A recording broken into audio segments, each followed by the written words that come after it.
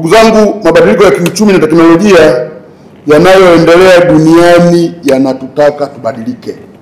Na pia katika namna ambayo tunatoa mafunzo yetu kwa vijana wetu na kuwaandaa vijana hawa, ni muhimu sana kuhakikisha kwamba tunaandaa mitaala ambayo inagusa maeneo mbalimbali.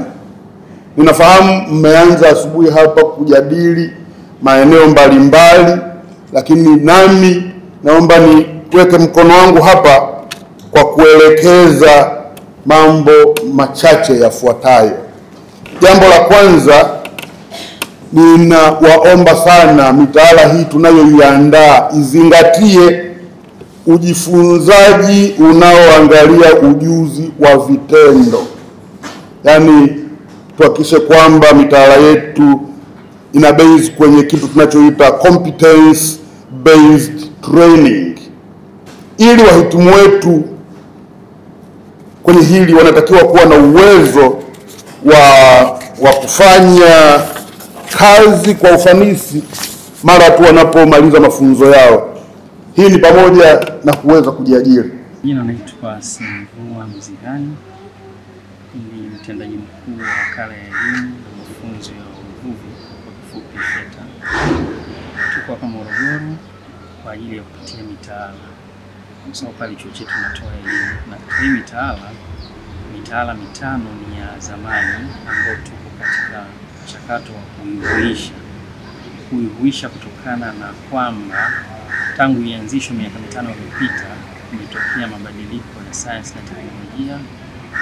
Kuna masuala ya mabadiliko ya tabia nchi, kuna masuala ya soko la ajira linataka nini, na vile vile mabadiliko ya sera. Kwa mfano sera ya elimu imebadilika, kwa hiyo tumehuisha ili iendane na hayo mabadiliko yote. Lakini katika kuhuisha tunazunguka kwa wadau mbalimbali, wanatoa maoni yao.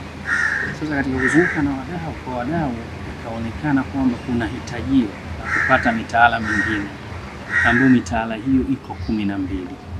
Kwa hiyo mbali na kuhuisha ile mitaala mitano ambayo tulikuwa nayo, tunakwenda kuanzisha mitaala mingine 12 ambayo imejikita katika sehemu mbili: uvuvi pamoja na ukuzaji wa maji. Mfano tu, katika suala zima sasa hivi serikali imetoa fedha kujenga bandari ya uvuvi kule Kilwa, na kuna mpango kujenga bandari nyingine ya uvuvi pale Bagamoyo. Sasa wale wataalamu ambao wataziendesha zile bandari watapatikana wapi? Kwa sababu pale panahitajika watu wengi tu wanaoendesha zile bandari, wenye vile vyumba vya baridi kutunza samaki. Kwa hiyo chuo kinajikita kutoa hao wataalamu ili waweze kuziendesha zile. Lengo ikiwa ni kupata tija kwenye soko la ajira, lakini pia kuendana na mabadiliko ya sayansi na teknolojia yanayoendelea nchini kuelekea uchumi wa bluu. Ndugu mgeni rasmi, na kuahidi kwamba sisi watendaji ambao tuko mahali hapa tutajitahidi kwa kadri ya uwezo tulionao kukamilisha lile takwa ambalo limetuweka mahali hapa, na hatimaye kutoka na kitu ambacho kitatusaidia katika taifa letu.